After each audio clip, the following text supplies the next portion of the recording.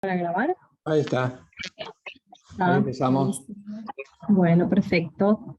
Bueno, chicos, espero que estén bien. Hoy vamos a dar la última clase de lo que es la parte del ser personal, que es lo que estuvimos viendo en las clases, en la mayoría de las clases que pasaron. Y hoy, como dice el programa, vamos a trabajar con el ser humano como ser personal. ¿Sí? Lo que es las palabras genéricas, el rescate del género, la palabra originaria, y vamos a ver una forma intersubjetiva del fracaso, que es la cosificación, y también el reduccionismo. Vamos a empezar un poco con este trabajo de Héctor Negri, que está subido, que se llama Hombre y Persona, y él refiere a que la palabra hombre es una palabra genérica. Las palabras genéricas abarcan mucha cantidad de cosas, digamos. En este caso la palabra hombre abarca a todos los individuos posibles. Con las palabras genéricas lo que hacemos es olvidarnos de los rasgos particulares de las cosas y así poder agrupar determinadas cosas, ¿no? Esto pasa con casi todas las palabras de nuestro lenguaje, todas las que están en el diccionario. Por ejemplo, la palabra silla, hay muchas sillas distintas si tenemos en cuenta todas sus características, ¿no? Hay sillas de madera, sillas de metal, sillas de plástico, pero si nos olvidamos de sus características particulares y buscamos en el diccionario la palabra silla, solamente refiere a un objeto para sentarse, y alguna característica más puede decir. Las palabras genéricas, estas palabras, son muy útiles porque nos permiten comunicarnos. Sería muy difícil comunicarnos, o imposible comunicarnos, si cada cosa con todos sus rasgos esenciales, con todas sus características, tuviesen una palabra distinta. Si tenemos una palabra distinta para cada una de las cosas, sería imposible comunicarnos. No sé si alguna vez leyeron el cuento de Borges, Funes el Memorioso, que por un accidente en un caballo había perdido esa capacidad, digamos, y recordaba todo. ¿No? Bueno, sería muy difícil, sería imposible comunicarnos si no existiesen estas palabras genéricas, y, como mencionamos, son posibles gracias a nuestra capacidad de olvido, de poder olvidarnos de todos los rasgos. Siempre y cuando que hablemos de cosas, no hay problema. El problema surge cuando lo hacemos con los seres personales. Nosotros somos seres únicos, y mandarnos al género, digamos, es algo complejo, porque nosotros, por más que pertenezcamos a muchos géneros, también queremos ser reconocidos en nuestro carácter de ser personal único. Negri dice que la palabra persona es una buena salida, digamos, para tratar de significar a cada uno de los seres.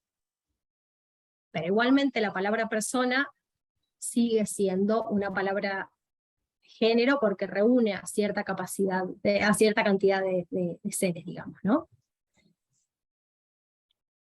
La palabra que nos rescata del género es el nombre personal. Nuestro nombre, dice Max Picard, es la palabra originaria, es la que da origen al ser personal. ¿Sí? Nosotros cuando nacemos y alguien que nos ama nos nombra, ahí se produce el rescate del género. Ahí empezamos a ser nosotros como seres personales. Igualmente, tengamos en cuenta que estas palabras genéricas son fundamentales y tienen muchísima utilidad, a la hora no solo de comunicarnos, sino que, por ejemplo, las ciencias trabajan con palabras genéricas, ¿no? Van van siempre a lo abstracto, digamos, a lo general. Las ciencias siempre estudian de esa manera, digamos. Y lo mismo pasa con el derecho. El derecho también reúne normas abstractas, ¿no? Hay que matar. Nunca hablan de un ser particular, sino de todos los seres. Siempre utilizan las palabras genéricas. También digamos, la ciencia, la antropología y demás ayudan desde lo genérico a ir a lo particular. ¿Sí? A través de estas ciencias se logra rescatar los rasgos de la unicidad personal. ¿Sí? Estos rasgos están descritos en el libro de Pedro Laín Entralgo, que lo subimos a la cátedra virtual, y ahora vamos a nombrar algunos, que estos rasgos hacen a cada ser único e irrepetible.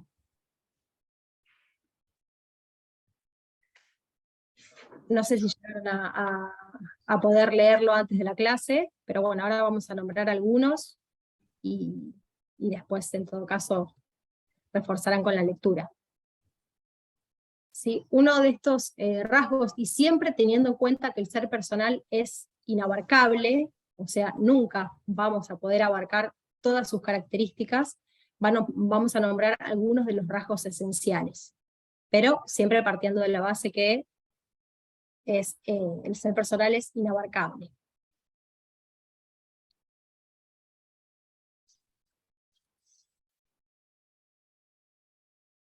El ser personal, bueno, como decimos, es inabarcable. También otro de los rasgos que nombra Pedro Laín Entralgo es el inacabamiento, que esto significa que el otro para mí siempre va a ser una realidad inacabada, es lo que hablábamos cuando mencionábamos lo del ser haciéndose.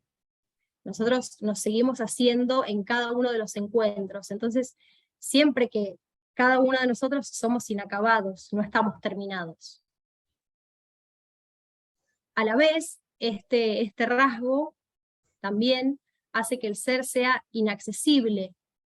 Digamos, nunca vamos a poder conocernos del todo, totalmente, porque siempre vamos a tener esa capacidad de cosas nuevas, digamos, somos capaces de originalidad, como dice Pedro Laín Entralgo.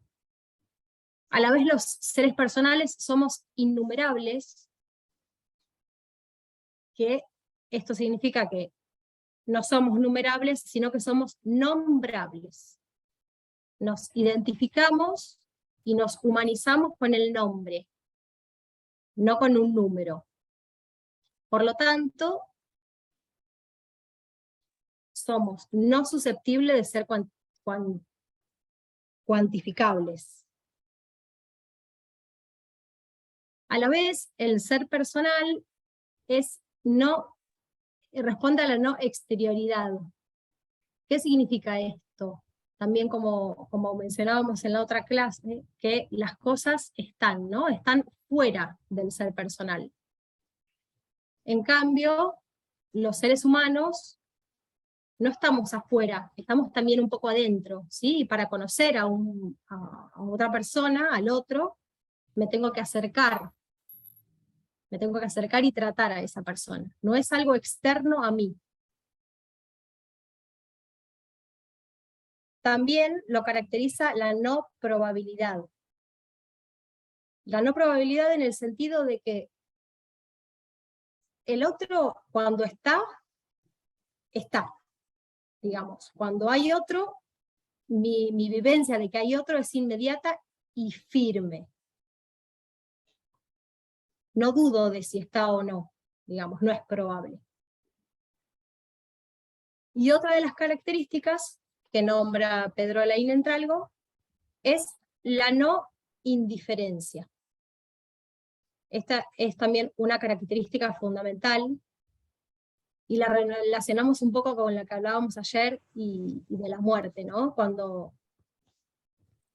yo me encuentro con el otro y ese otro no está, para mí hay una falta muy grande, no me es indiferente la presencia o la ausencia de otro. Estos rasgos siempre se dan cuando tratan a la persona como otro. ¿Sí? Ahora vamos a ver lo que hablábamos como un fracaso del encuentro, que es tratar al otro no como otro, sino como un objeto. Todos estos rasgos, como sucede lo contrario en el trato cosificante, como todas estas características quedan apagadas. Entonces, estos rasgos de unicidad del ser personal que recién acabamos de mencionar, se dan siempre y cuando trate al otro como otro. Sí, esto es fundamental, porque es también esto que hablamos del rescate del género, de sacar a la persona del género al que pertenece, que está revestido de todas estas características, ese otro, es siempre y cuando lo respete como suyo. En el trato cosificante,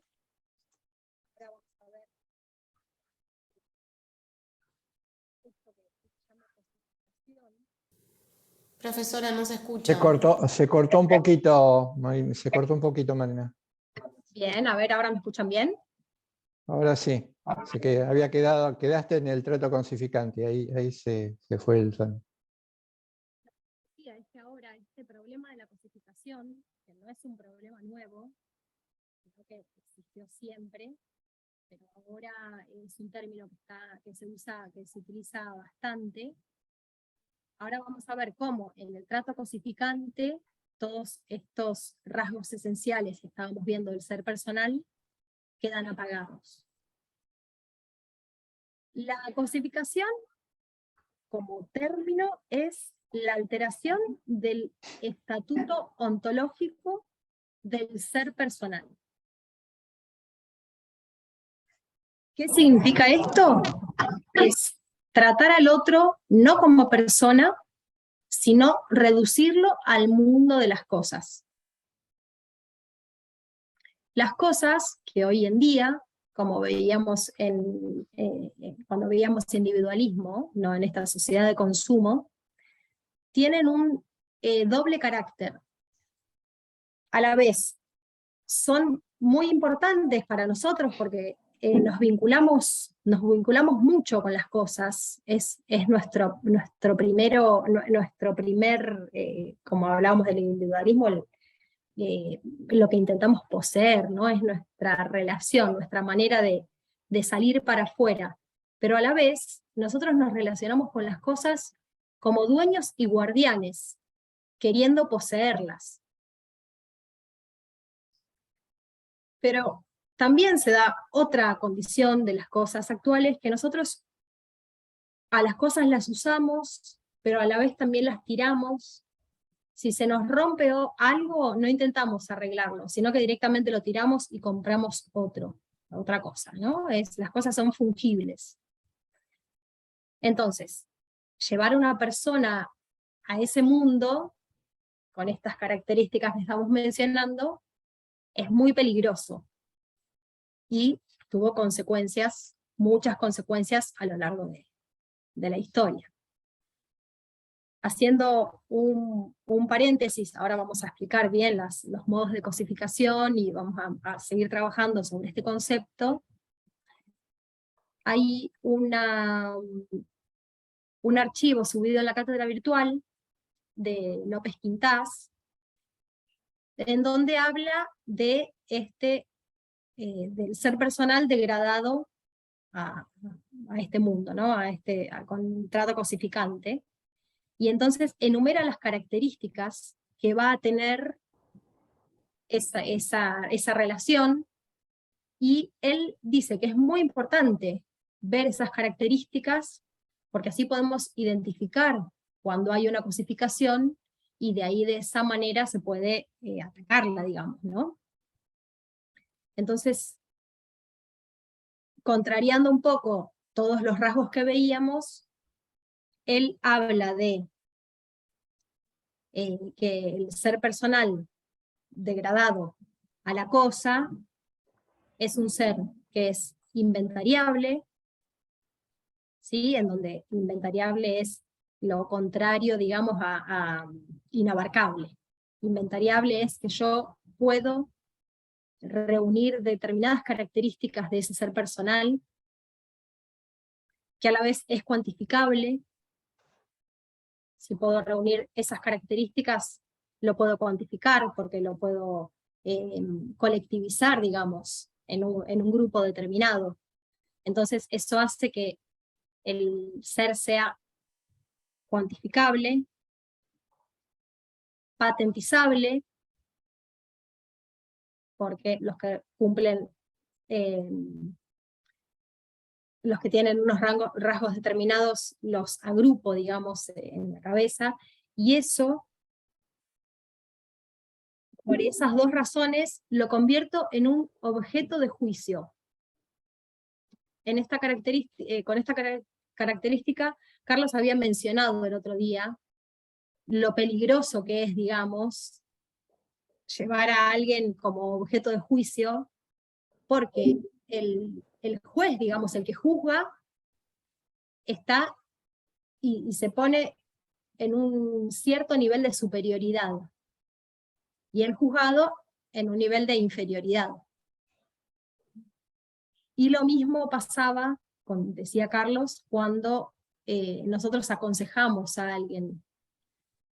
Ahí hay que tener mucho tacto, dice López Quintás, para aconsejar a alguien, porque tenemos que tener cuidado de no ponernos en ese nivel de superioridad, y no tratar al otro, al que estoy tratando de aconsejar, como alguien inferior a mí. Ahí volví un poquito para atrás cuando hablaste de latente, y un ejemplo para diferenciar latencia, los términos serían latencia y patencia. Algo es patente y algo es latente. El ejemplo sería el ejemplo del cuadro. Cuando un cuadro se puede considerar como una realidad patente. Patente quiere decir que se presenta, se muestra y no admite modificación alguna ni novedad alguna. Por ejemplo, un cuadro que yo tengo colgado en la pared, o cualquiera de ustedes tenga colgado en una pared, es patente porque no admite ninguna novedad. Si se me dijese, está bien, usted está mirando el cuadro, pero el cuadro se presenta o se agota si usted lo ve y lo que usted está viendo, simplemente con levantarme, pararme, dar vuelta al cuadro, yo ya tengo una percepción completa y total del cuadro. El cuadro sigue siendo patente. Si lo que no veo está dado vuelta, me levanto, lo giro y ya tengo completamente, ya tengo agotada la imagen de ese objeto. Lo que no ocurre, por supuesto, con las personas. Siempre hay algo que no puede conocerse, siempre, como decías recién, siempre hay algo que lleva trabajo conocer, porque esto tiene que implicar el descubrimiento, el desvelamiento del otro. Hablaste también muy bien de la intimidad. Hay algo, son zonas reservadas y a las que no se puede acceder o cada ser humano no permite el acceso si la contraparte no tiene una actitud respetuosa. No es algo que se pueda violentar, por eso se habla de la intimidad. Y algo más quería agregar, que es el paso de la potencia al acto. Por ejemplo, también tiene que ver con lo proyectivo.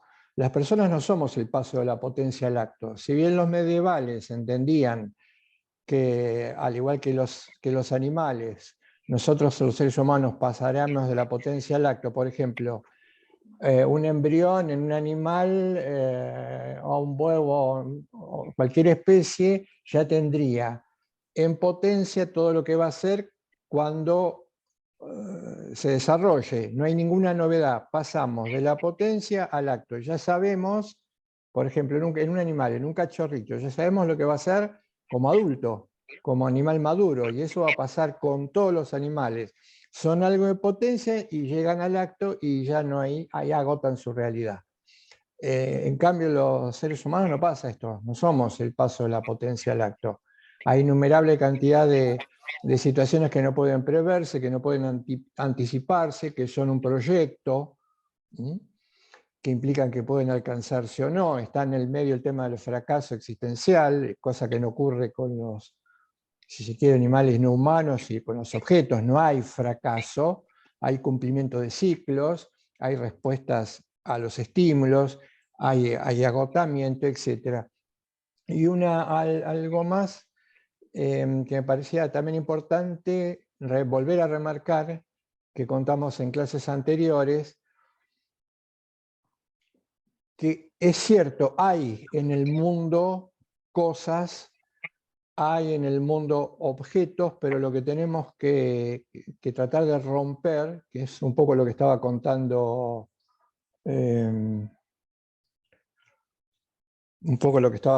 Marina, lo que tenemos que romper es esa actitud objetivista.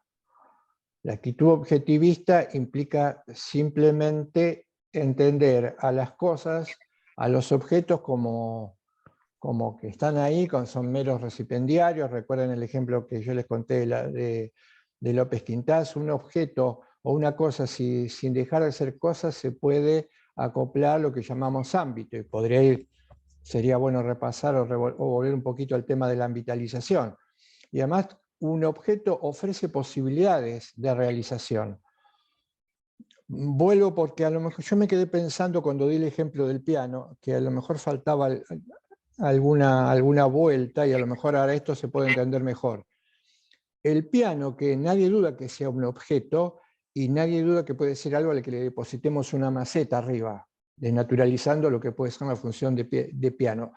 Lo importante es que se puede ambitalizar, puede generar posibilidades para que, como en un encuentro interhumano-objeto, el piano me ofrezca sus posibilidades, y si yo lo sé tocar, soy un intérprete, le ofrezca mis posibilidades para que se genere esa simbiosis entre instrumento y persona, dando lugar a una obra musical.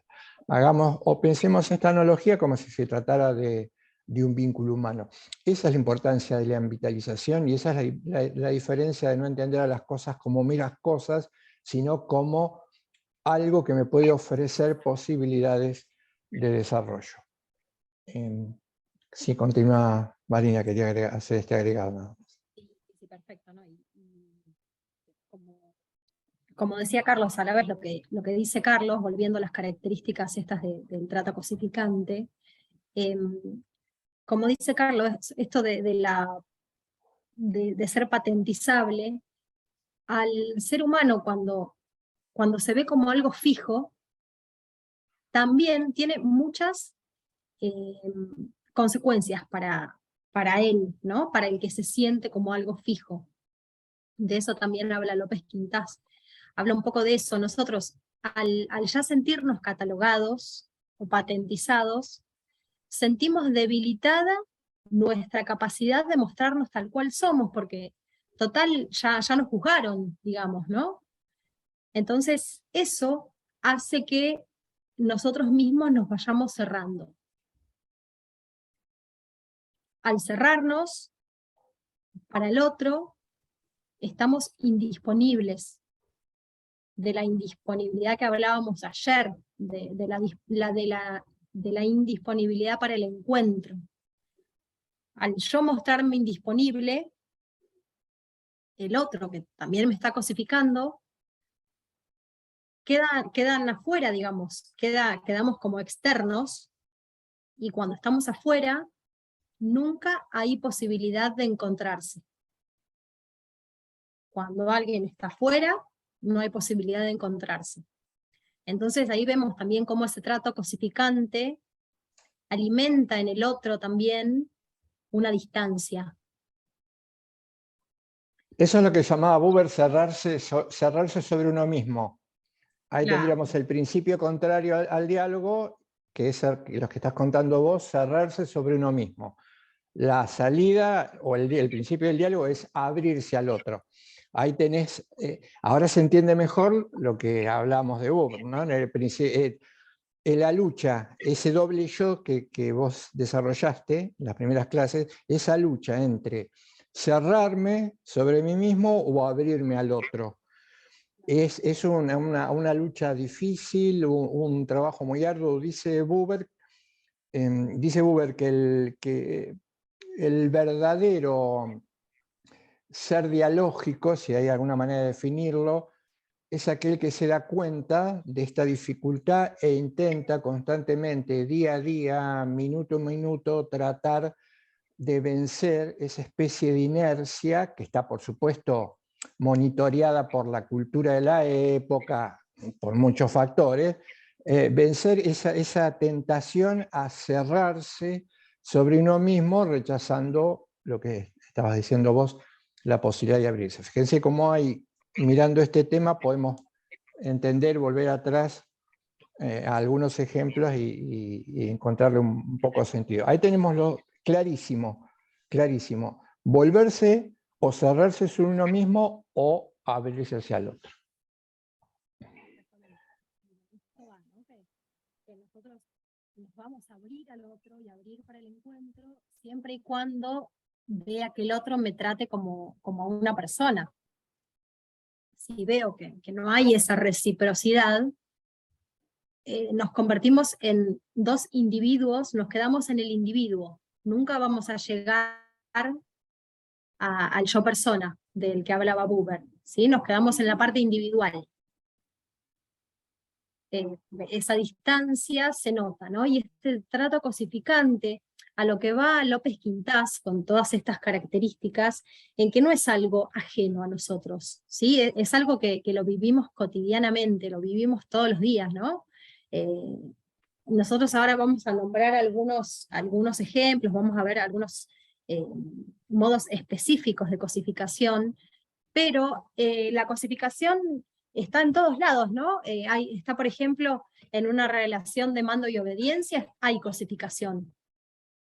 ¿Sí? El que manda está en un nivel de superioridad, y el que obedece muchas veces deja de lado su propia voluntad, sus propios intereses, por responder al que manda, ¿no? Entonces eso también es un trato cosificado. Nosotros muchas veces estamos siendo cosificados y ni siquiera nos damos cuenta.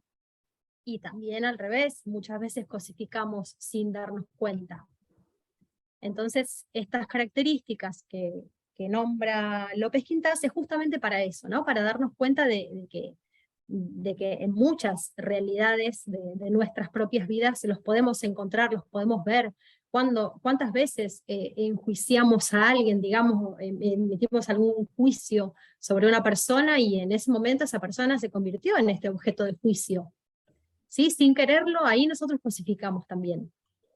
Entonces esto es el problema de la cosificación, es algo que está todos los días con nosotros, y que muchísimas veces... Sí, respecto precisamente a esto, es algo que actualmente en lo que respecta a la salud mental tiene una vigencia increíble, porque usted dijo, si nos catalogan, si nos encierran, estamos indisponibles para el encuentro. Y precisamente lo que se está intentando se dice la nueva ley de salud mental, en verdad es la ley del 2010, que se está intentando poner en práctica. Y lo que se les pide precisamente a los equipos terapéuticos es no catalogar, no encerrar. Ya no es el esquizofrénico, no es el psicótico. Es el sujeto que tiene que crear una subjetividad para darle desde esa subjetividad la posibilidad del diálogo. Es exactamente lo que estás diciendo. Sí, tal cual. Es un Tiene ejemplo una vigencia increíble esto en este momento en los equipos terapéuticos. Es tal cual. Creo que tiene efecto Perdón. tanto el que cosifica, el que el que agrupa, el que cataloga, y también tiene efectos para el cosificado, ¿sí? De volver a cerrarse, de volver a ensimismarse. Sí, perdón, Julieta. No, que creo que otra de las cosas que decía el texto este es que al cosificar al otro, también se lo empieza a ver como un obstáculo. Entonces, justamente, todas las cosas que a nosotros nos molestan o por ahí nos obstaculizan, lo que tratamos de hacer es de removerlas, como si fuesen una cosa. Y esto por ahí es lo que más se ve en la competencia de nuestra materia, de ver siempre al otro como un rival o como algo que si se encuentra alguna diferencia, lo primero que queremos hacer es eliminarlo, en vez de por ahí construir algo desde esa diferencia. Sí, por supuesto. Ahora vamos a ver, cuando veamos estos 3 modos de cosificación con los que trabajamos siempre en las clases, vamos a ver uno justamente es eso, es el apartamiento del otro como obstáculo. Pero bueno, sí, Carlos. Sí, yo diría que por ahí, como jugando un poco, y ya que vamos a entrar en ese tema que es bastante árido, podríamos hacer este siguiente juego, porque me acuerdo de esto, en un libro, no era un libro estrictamente de texto, sino como una especie de biografía de Martin Buber, un libro biográfico que explicaba un poco las raíces o los orígenes de lo que él pensaba y sostenía. Él decía que cuesta mucho trabajo, o hay como una especie de cierta reticencia cuando se habla de objeto y persona y comparamos y decimos somos diferentes a los objetos, o está muy clara la diferencia entre un objeto y una persona. Y él decía, muchas veces, si nosotros hiciéramos una especie de encuesta, si vos me preguntaras a mí, vos Marina, me preguntaras a mí, Carlos, ¿sabés diferenciar entre una persona y una cosa? Me hicieras esa pregunta. Y me sorprendería. Y vos avanzarías un poco más y dijeses, no te muestro la tapa del libro para que no vaya a la relación. Y dice, pero ¿estás claro? ¿Tenés clara la diferencia entre yo y el libro y el texto? Diría que formando parte de una cultura, soy hijo, como todos los que estamos acá, de la cultura moderna, te diría, pero sí, no hay ninguna duda, pero ¿cómo me vas a preguntar si no te voy a saber diferenciar de un libro y una cosa? Ah, bueno, perfecto, perfecto. Dice Marina, ¿ves que pasé el test? Claramente te distingo a vos de un objeto. Entonces Marina me dice, bueno, vamos a ver, a profundizar otra cuestión, ¿no? Y ella está intentando, sigue contándome algo. Y dice, porque tenemos que hacer el esfuerzo para entender este tema o esta cuestión. Fíjense lo que estoy haciendo yo, ¿eh?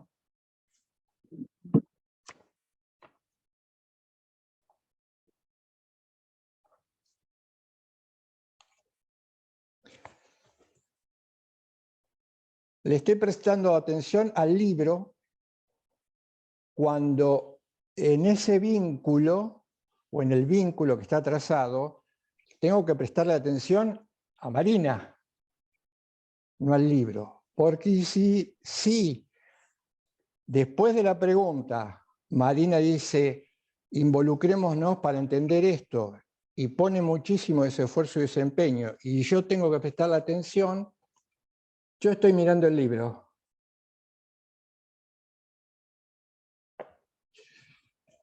No pasé el test. No pasé el test.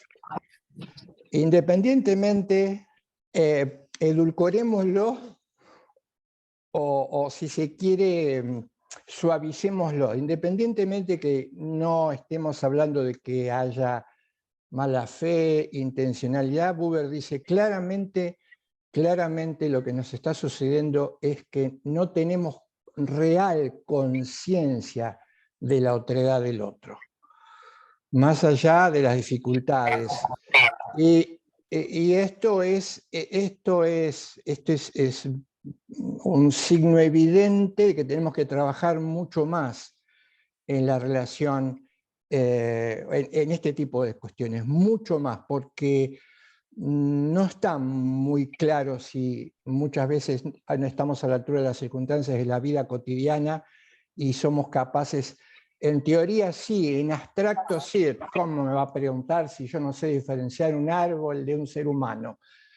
En teoría sí, en abstracto sí. Muchas veces en los comportamientos concretos, esta es una señal de alarma, porque no estamos teniendo clara conciencia de la presencia del otro. Me extendí con eso, hicimos el juego. No, y está muy bien, porque Y si eso me ves que también... agarro el libro, me haces con la manito así. Ojo, ojo. Sí, sí, porque aparte de eso también de Me lo que parece que hablaba había que decirlo esto López porque es Quintás, importante. sí, obvio. Aparte perdés la capacidad de respuesta, ¿no? De apelación y respuesta, que es de tanto lo que va López Quintás. Si algún día tienen la oportunidad de leer un poco más, al correr la mirada del otro, perdés esa capacidad de respuesta, que es lo que mantiene el encuentro y lo que mantiene el diálogo. Pero Sí, también entonces, tienen heladera, le digo por las dudas. Pasa con los celulares Está también. linda, no tienen nada. Sí, sí, pero está de muestra, ¿no? No, puede Ay. llevarla. Justo vino una persona y iba a llevar esperen que... nos puede llevar menos y A ver, otra que cosa, llevó una manzana. Entonces yo dejar el papel. Ahí, salió medio cortado, ¿no? sí, había un Anabela. micrófono abierto, que creo que ahí lo Sí. silencié, y Lucrecia, perdón, vos querías decir algo. O Anabela. No, que cuando el profesor estaba haciendo este acting, digamos, con el celular y el corte con el vínculo con el otro, me hacía acordar digamos, a esta vida cotidiana con el tema de los celulares. ¿Se me entendió? Porque creo que se me corta. Sí, se escuchó bien, se escuchó bien. Sí, ahí hay un ejemplo, pero clarísimo de cómo nuestra mirada hacia los objetos se pierde el vínculo, digamos, con el otro, que es en realidad lo que tenemos que primar y a lo que tenemos que apuntar, digamos, que es lo que venimos estudiando, que es lo que nos hace existir, lo que nos hace ser personas, es ese encuentro que es el que estamos perdiendo. Pero bueno, volviendo un poco al tema que nos convoca, que es el de la cosificación, el de tratar al otro como una cosa, el de cambiar su estatuto ontológico. Hay 3 modos de cosificación que los vamos a nombrar como ejemplo, pero que acá se muestra claramente de qué es lo que estamos hablando. El primero de los modos es la utilización del otro como un medio, o la utilización del otro como instrumento.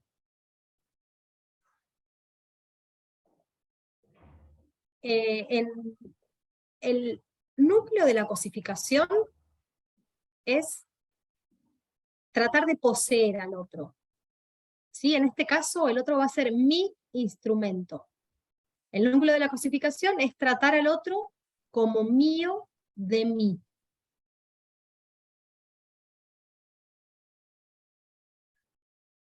En la utilización del otro como herramienta, que es la cosificación por el uso, es justamente la utilización de una persona como un medio para llegar a un fin.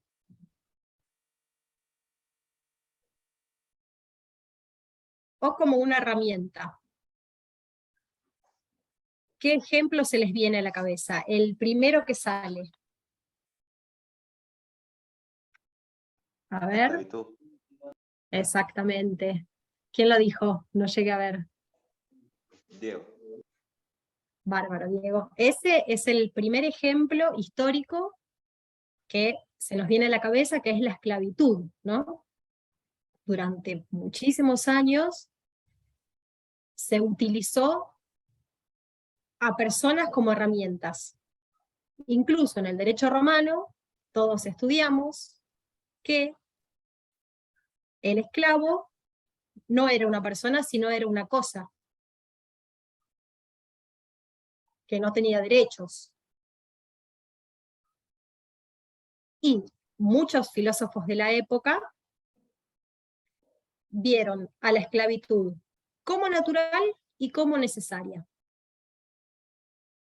Incluso Aristóteles hizo una descripción antropomórfica de los esclavos, ¿no? Decía que había esclavos que por sus características físicas habían nacido para ser esclavos. Y Cicerón también decía que la esclavitud era un hecho indispensable e inseparable de las necesidades de la vida, digamos, ¿no? Lo veía como un hecho necesario, que necesitaba que existan los esclavos.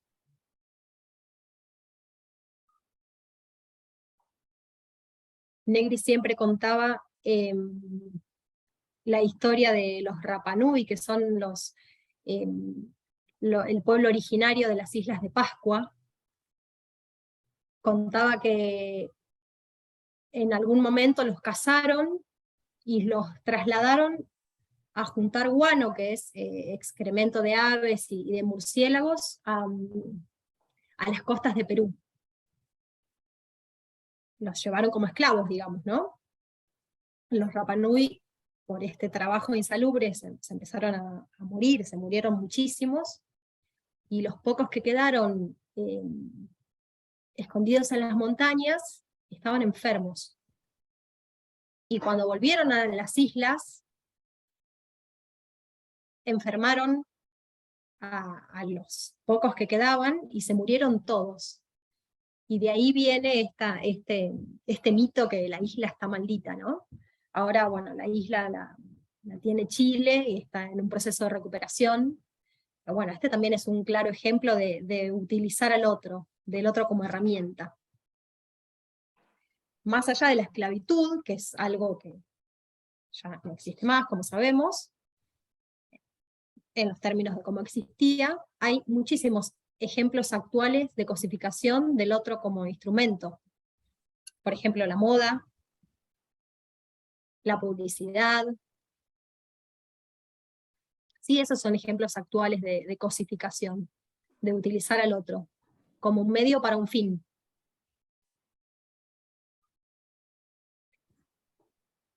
Otro modo de cosificación es el que nombraba hoy Julieta, que es el otro como obstáculo. El otro se convierte en un obstáculo al cual quiero apartar, de la manera que sea. ¿Sí? Me molesta, incluso por el solo hecho de pensar diferente, y lo único que quiero es apartarlo, ya sea física o espiritualmente, pero apartarlo de mi camino. El otro se convierte en un obstáculo. Un ejemplo que podemos mencionar es el apartheid sudafricano, ¿no? Que es este sistema político que estuvo vigente desde el 48 aproximadamente hasta el 91, en donde había una segregación de la raza blanca y la raza negra.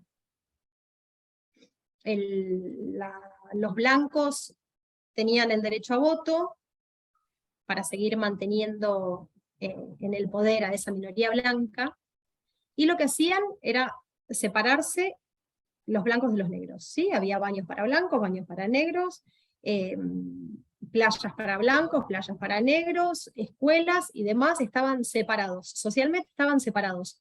Por supuesto que todo lo que era de la raza negra era de calidad inferior a la de la blanca. Nelson Mandela fue el mayor luchador contra este sistema que terminó desapareciendo, terminaron derogándose las últimas leyes en el 91, por mucha presión política, por supuesto. Y otro ejemplo claro de la cosificación del otro como obstáculo fue nuestra dictadura militar, en donde a los otros por pensar diferentes los corrieron del camino. Sí, bueno, ese es un ejemplo claro y doloroso, por supuesto. Y el último modo de cosificación que vamos a nombrar, que es el más silencioso, pero quizás también el más visto, es tratar al otro como nadie. Se llama cosificación por el olvido.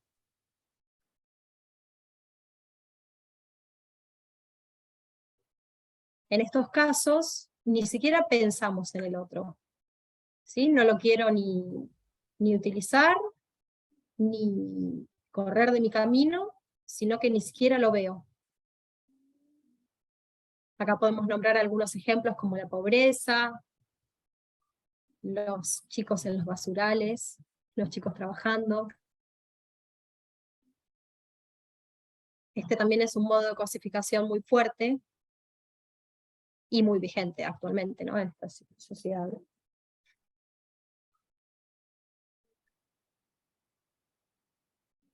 Como mencionábamos, el núcleo de la cosificación es tratar al otro como mío de mí. En estos casos, el otro es mi instrumento, mi obstáculo y mi olvido. Hay una apropiación del otro.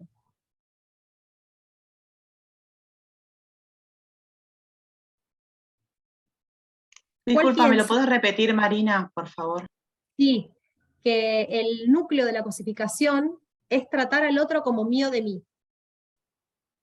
Es mi obstáculo, mi instrumento y mi olvido.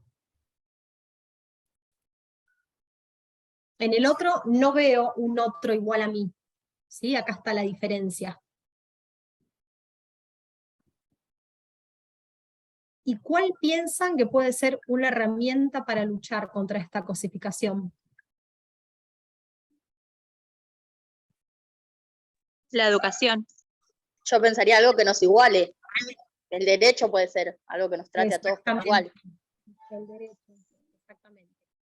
Esa es la herramienta para luchar contra la cosificación.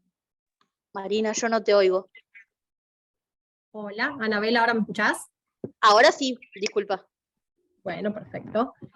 El derecho es un proyecto de descosificación. Contrario a la cosificación, el núcleo del derecho es tratar al otro como suyo de sí. Es reconocerlo en su autonomía. Reconocerlo como un ser personal igual a mí. Y acá vamos entrando un poco en el concepto de derecho como proyecto de armonía social, fundada en el respeto al otro.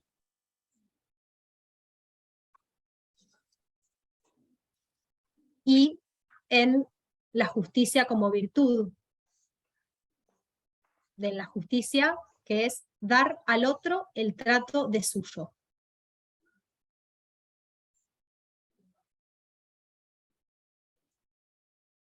Vos les hiciste la pregunta de cuál sería el medio para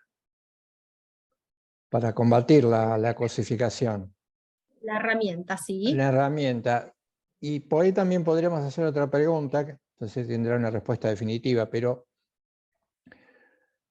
en cualquiera de los tres modos o los tres modos combinados, ¿por qué resulta tan difícil eliminar o atenuar la cosificación? ¿Qué cuestión hay de fondo que cuesta tanto trabajo eliminarla? ¿Es el eco mío el que yo escucho como un regreso? ¿Es mi voz que se...? Se escucha bien, ¿eh? Ah, ¿se escucha bien? Perfecto. Sí. Notaba como un regreso. ¿Por qué es tan difícil erradicar? No estamos planteando, por supuesto, nadie podría plantear la eliminación de la cosificación como actitud al interior de las relaciones humanas porque no somos seres perfectos. O sea, la cosificación no puede eliminarse.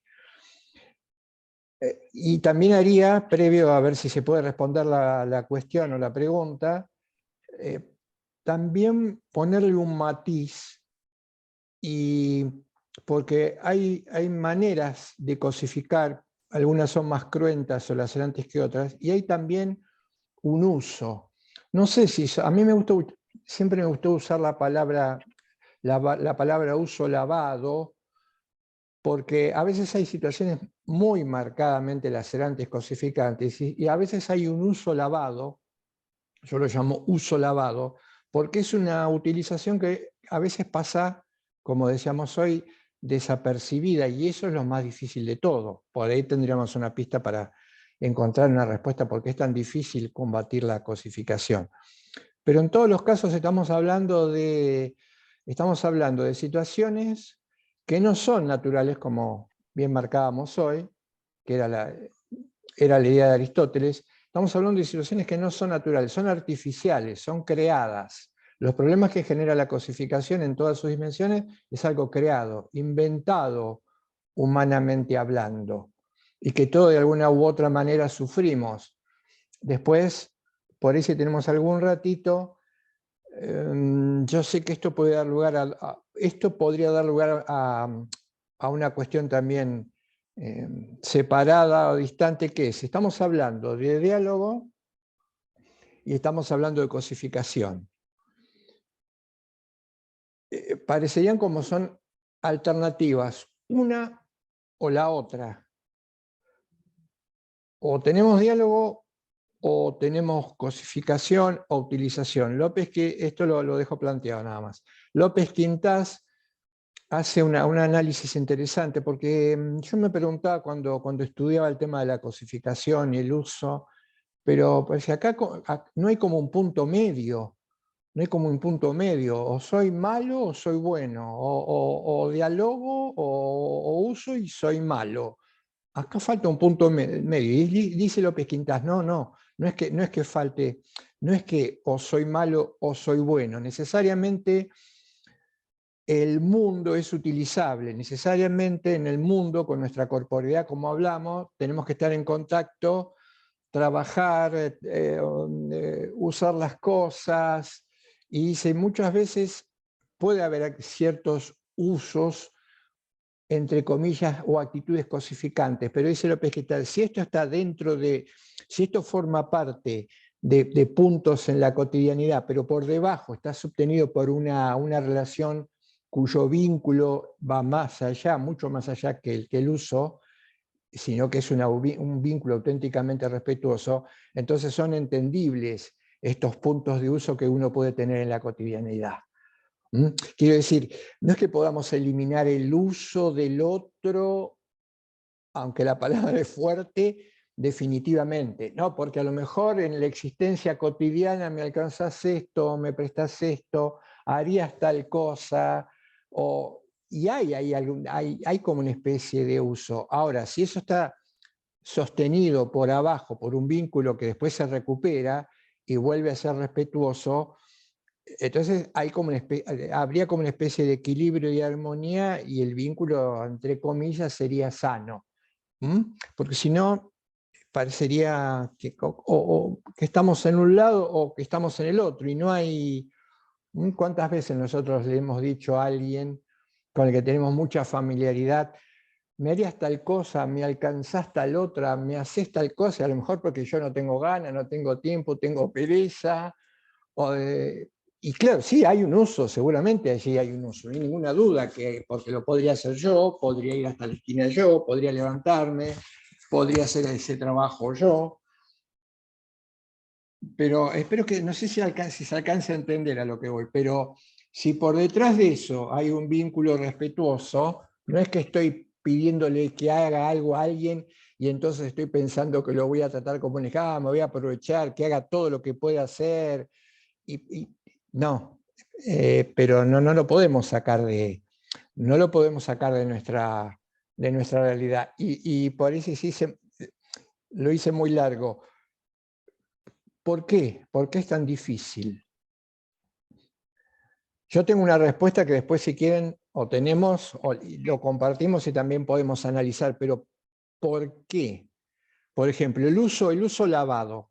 Marina decía, muchas veces no nos damos cuenta y somos manipulados o somos usados. Entonces, ¿de qué nos tendríamos que dar cuenta? Carlos, capaz que podría agregarle, ¿no? La diferencia entre, de lo que muy bien decía Carlos, esto de que los vínculos sanos incluso podemos pedir favores, ¿no? Y que exista esa leve utilización del otro con este uso lavado, pero acá quizás tendríamos que incorporar esto que es el núcleo de la cosificación, que es el apropiarse del otro, ¿no? Quizás yo me parece que capaz que ahí radica un poco la diferencia, en cómo lo veo al otro haciendo o pidiéndole un favor. Si le hago un favor queriendo apropiármelo, queriendo poseerlo o no. Quizás ahí radica un poco esa distinción. Pero Se me bueno, igual ocurrió, también... ¿acaso lo que hay? Perdón. Sí, dale. No, que cuando hablamos de que uno de los problemas es la cosificación, no siempre es para con el otro, sino también muchas veces pasa con uno mismo, que nos terminamos reduciendo también a la cosa, o identificándonos también con un objeto. Entonces también está bueno uno aceptar también que es una persona y no una cosa, y no tampoco un objeto. Por ahí podría ir la respuesta. Ahora lo enganchamos, pero a consecuencia de lo que dijo, de lo que dijiste recién, también fíjate en el lenguaje.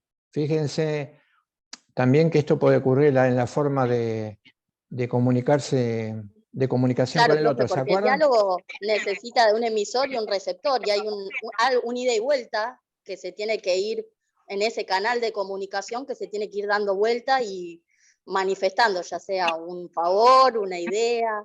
Ese es el diálogo, ¿no? Entonces, el diálogo como objeto, el diálogo como persona, por ahí Claro, va sí, en esa simbiosis, digamos.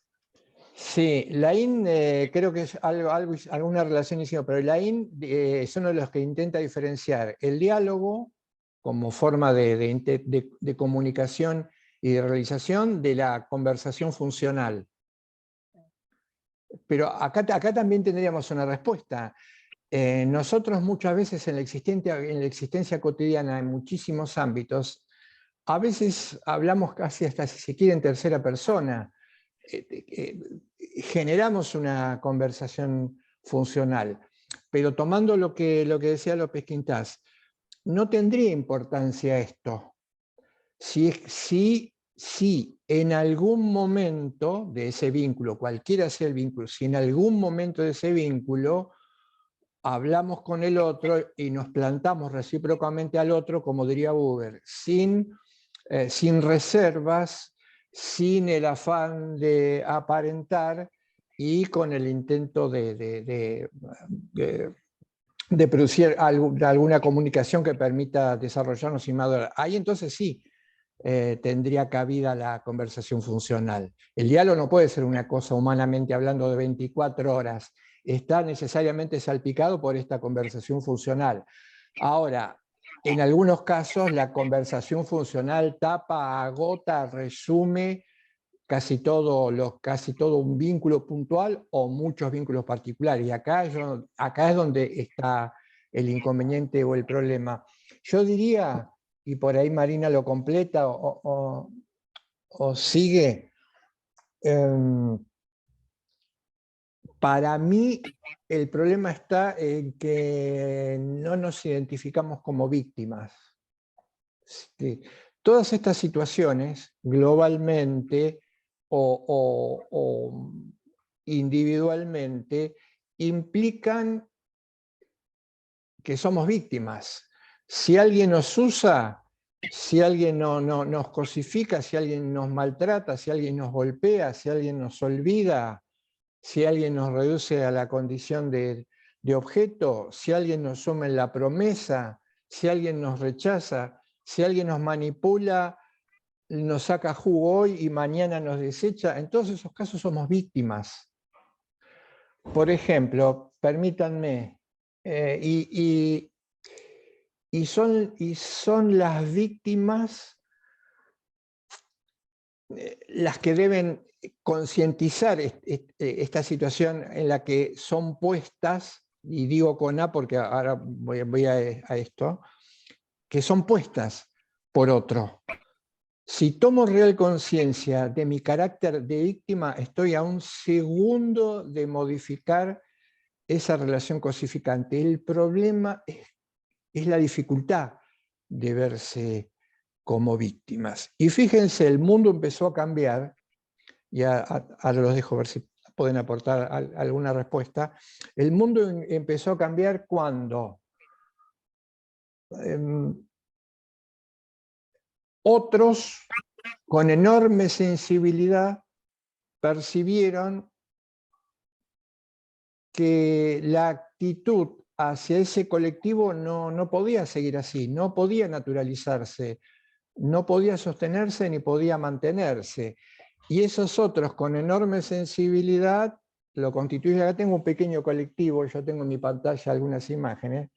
Ese pequeño, No me robes el speech del feminismo. Ahí no me está, lo robes. listo. Ahí está. Paso. Que ya voy a llegar.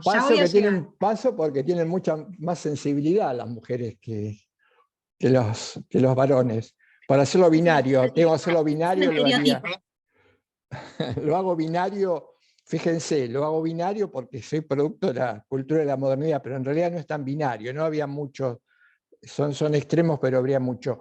Creo que ahí está la cuestión. No nos damos cuenta de que somos víctimas porque podemos ser víctimas en diferentes niveles. Por ejemplo, yo puedo ser una víctima acomodada. No tengo acceso a algo que en realidad podría tener, pero tengo acceso a muchísimas otras cosas que a lo mejor me hacen perder de vista a lo que no tengo acceso. Ahora, hay otras víctimas que no son acomodadas, que no tienen prácticamente acceso a nada, pero también no se dan cuenta de esto, y ahí está la influencia de la naturalización de la cuestión. Pero yo dejaría que la sensibilidad de las mujeres y de los que no somos varones hablase, porque además son un lugar, las modernas teorías de la ciencia dicen, hay que escuchar para estos problemas a las mujeres, porque son foco de conocimiento, y qué mejor que puede, para contar una realidad que la conoce como nadie, que es la propia víctima. Entonces hay que escuchar también un poco más esas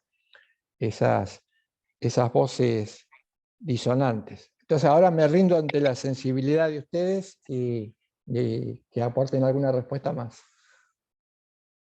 Bueno, me hiciste acordar algo que dice Pedro Leinentralgo, que en todo trato cosificante hay una violencia, digamos, ¿no? Porque el ser personal, digo, lo humano nuestro es ser persona. Entonces, cuando nos cambian ese estatuto ontológico, hay violencia, ¿no? Dice Pedro Leinentralgo. Y ahora quería remarcar, ya me spoiló, dos colectivos que sufrieron los 3 modos de cosificación a lo largo de su historia. Este es mi apartado preferido. Uno de los colectivos es el de los pueblos originarios. ¿Sí? Los pueblos originarios en algún momento fueron utilizados como instrumento, después fueron apartados, y hoy son olvido. Hoy nos olvidamos de ellos, no los tenemos en cuenta, sabemos que están en una lucha constante por recuperar sus costumbres, por recuperar sus tierras, y nos olvidamos. Entonces, es un colectivo que ha sufrido los tres modos de cosificación, y ahora me gustaría leerles, que lo subimos a la página, un fragmento del Martín Fierro, de la vuelta al Martín Fierro en realidad, de José Hernández, en donde habla de los aborígenes, ¿no? Se los voy a leer, a ver si les parece o no les parece un poco cosificante. siempre teniendo en cuenta, esto va atado con el reduccionismo, ¿no? Del momento en el que fue escrito, ¿no? No es una crítica a José Hernández, digamos, ¿no? Era en un contexto social que no estaba mal visto, ¿no? Lo voy a leer. Dice: es guerra cruel la del indio, porque viene como fiera, atropella donde quiera, y de asolar no se cansa. De su pingo y de su lanza, toda salvación espera. Debe atarse bien la faja, quien a aguantarlo se atreva. Siempre mala intención lleva, y como tiene alma grande, no hay plegaria que lo ablande, ni dolor que lo conmueva. Odia la muerte del cristiano, hace guerra sin cuartel. Para matar es sin hiel, es fierro de condición, no golpea la compasión en el pecho del infiel. Tiene la vista del águila, del león la temeridad. En el desierto no habrá animal que él no lo entienda, ni fiera de que no aprenda el instinto de crueldad. Este nace en su barbarie, no esperen verlo cambiar. El deseo de mejorar en su rudeza no cabe. El bárbaro solo sabe emborracharse y pelear. El indio nunca ríe, y el pretenderlo es en vano, ni cuando festeja ufano el triunfo en sus correrías. La risa en sus alegrías le pertenece al cristiano. Se cruzan en el desierto como un animal feroz. Dan cada alarido que hace erizar los cabellos. Parece que a todos ellos... No se escucha. Lo último no se escuchó. Parece que a todos ellos los ha maldecido Dios. Está ahí colgado en la cátedra virtual para el que lo quiera releer. Es nada más para marcar un poco esto de la cosificación y cómo la cosificación se ve reflejada, no solamente acá en este texto, obviamente, en muchísimos textos, en muchísimas canciones, en muchísimas películas.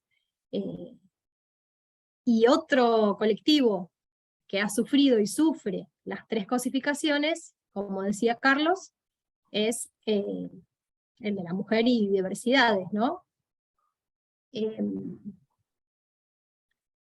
otro como instrumento o como herramienta, no solo va de lo sexual, sino también cómo se utiliza para las tareas de cuidado, ¿no? Para las tareas domésticas, sin reconocerlo. Como obstáculo, hay una cantidad de femicidios diarios, de los que ya ni siquiera sacamos la cuenta, y también es olvido, porque acá estamos, y acá seguimos invisibles en un montón de lugares. Así que bueno, nada, es para remarcar un poco que seguimos conviviendo con la cosificación, y que tenemos que empezar a trabajar un poquitito, un poco como sociedad, y empezar a ver al otro como suyo. ¿Sí? De ahí va la... Incluso, Marina, cuando hablabas de los pueblos originarios, tanto de la recuperación de sus costumbres como de sus tierras, también de sus ancestros, digamos, que están expuestos, ¿no? ¿Cómo se llama? En exposición, en museos, como momias y como objetos, digamos, que ellos pretenden recuperarlos también. Sí, ni hablar. Pero bueno, esto es la cosificación. No sé si tienen alguna duda en cuanto a cuál es su núcleo, y sobre todo empezar a ver al derecho como este proyecto de descosificación, ¿sí? De tratar al otro como suyo, de reivindicar los rasgos esenciales del ser personal, que es lo que estamos trabajando desde el inicio de la clase. Ahora igual seguimos con el tema de reduccionismo, pero ¿tienen alguna duda de cosificación? quieren aportar algo. Es un tema de los más lindos, digamos, de la materia, para mí, ¿no? Convoca a mucha reflexión. Sí, mira, yo no hace mucho estaba leyendo la historia de Santa Catalina. Precisamente los primeros conventos surgen a raíz de esto, de mujeres que ya en esa época, y hacia el 1570 y algo, se daban cuenta de que eran algo más que una cosa para tener hijos, para cocinar.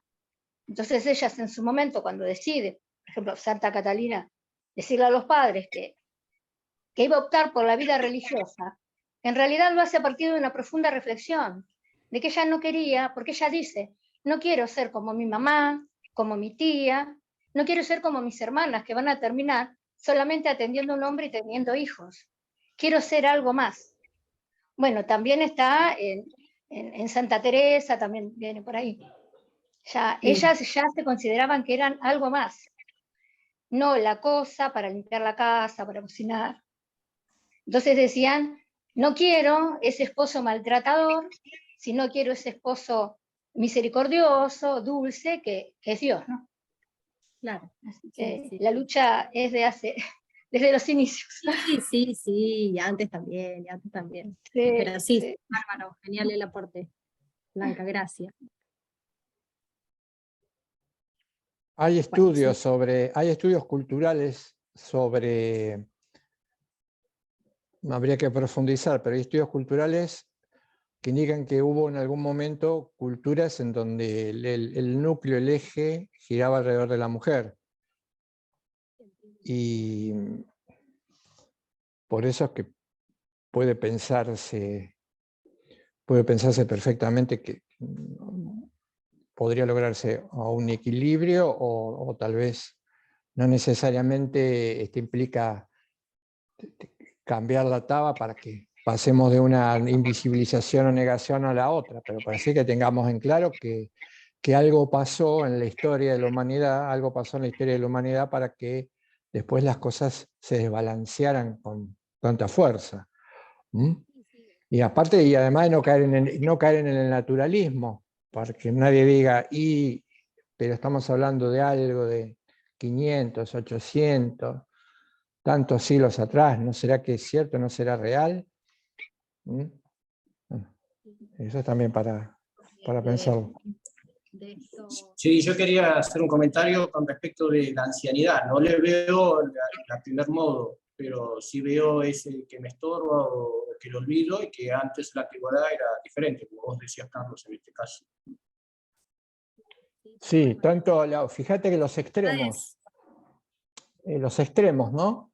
Porque están los ancianos, por catalogarlos de alguna manera, como sector de vulnerable, pero también están los pequeños, las hijas, los hijos, los chiquitos, ¿no? Que hay como y también la mujer, hay como así como un abanico de desposeídos, de negados, de invisibilizados, de maltratados, que tienen que ver con la infancia, la primera infancia, la mujer en líneas generales, que también puede compartir o pasar por los 3 estadios cuando es muy chica, se está desarrollando, y luego los ancianos que no tienen lugar, pero es parte de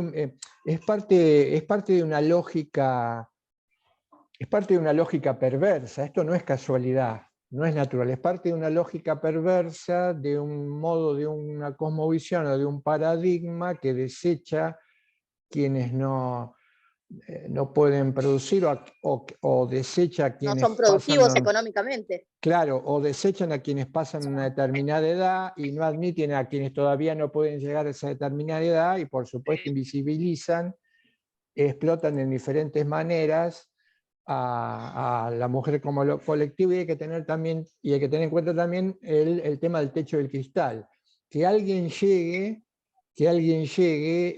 muchas veces es utilizado ideológicamente para decir: nadie puede negar que una mujer llegue a una situación de privilegio. Claro, estamos hablando, si lo planteamos a nivel mundial, local, global o provincial o lo que fuera, estamos hablando de una excepción, no la regla. Esto es lo que se llama, lo que en teoría feminista se llama la teoría de cristal. A ver, es una excepción. Es parte de una lógica, perversa, que como lógica perversa, ya nos iríamos, pero lo dejamos dicho para pensarlo más adelante, aunque también podría pensarse acá, es parte de una lógica que hay que desmontar, y para desmontar esa lógica hay que empezar a percibirse como víctima. Y algo que se me ocurrió a mí, que recién estaba, por algunos de ustedes que estaban, ahora no retengo bien, alguien que hizo un comentario. Fíjense cómo se abren las aguas, cómo se abren las aguas a nivel humano. Por un lado, y creo que ha sido siempre así la historia, no es una novedad, hay como un tajo, como un corte de los excluidos y de los dominantes. Ese tajo, esa separación no es de ahora, no es una cosa inventada, es una separación, y vamos a ponerle el nombre folclórico que le ponen hoy, como si fuera un fenómeno muy particular, reciente, o correspondiera a un sector, una franja fuera ideológico. Esa grieta ha atravesado toda la humanidad. La humanidad es una historia de esa grieta entre los excluidos y los que fueron apropiándose lentamente de las posibilidades que nos ofrece el planeta, que hoy es escandalosa.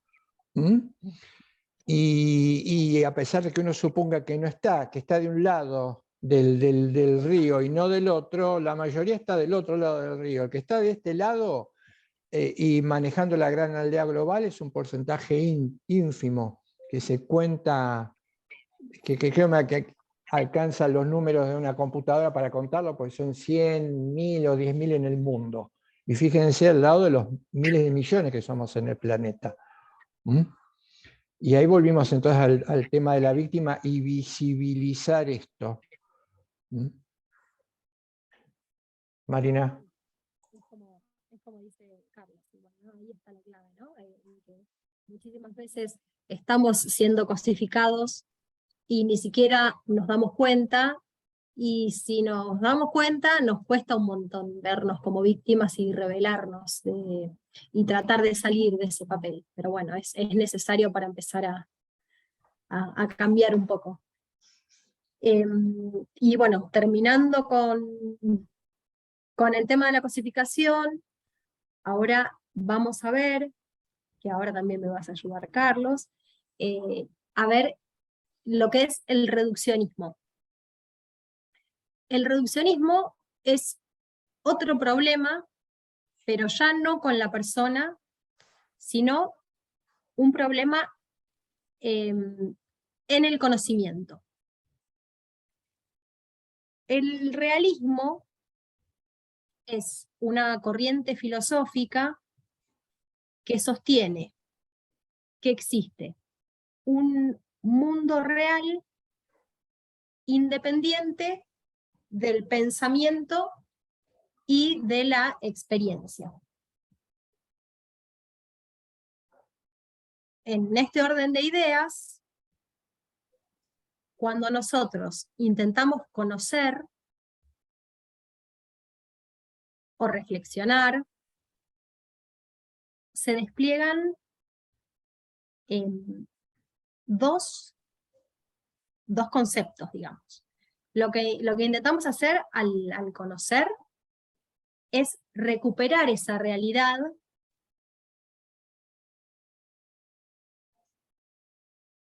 y acá se despliegan estos dos aspectos, ¿no? Estos dos puntos de vista. Por un lado, lo visual, que es lo que captamos a través del sentido, y por otro lado se despliega lo mental, que es, o lo valorativo, que es un juicio de valor o concepto que tenemos de la cosa. Entonces, volviendo un poquito para atrás, ¿no? Si pensamos desde el realismo, en que hay un mundo real que nosotros intentamos conocer, que es independiente a lo que nosotros intentamos conocer, es independiente de nosotros, digamos, ahí vemos cómo en la reflexión hay una distancia entre nosotros, que somos lo que intentamos conocer, y el objeto. En el medio de, o sea, entre esa distancia, de nuevo vamos con el entre, en el entre hay aspectos visuales y aspectos mentales. Cuando hay una correspondencia entre lo que yo reflexioné y el objeto de reflexión, ahí se dice que hay una reflexión correcta. La reflexión viene de reflejar, y la especulación también viene de especulo, que es espejo. ¿Sí? Entonces, cuando yo intento reflexionar, intento que sea igual, que sean idénticos.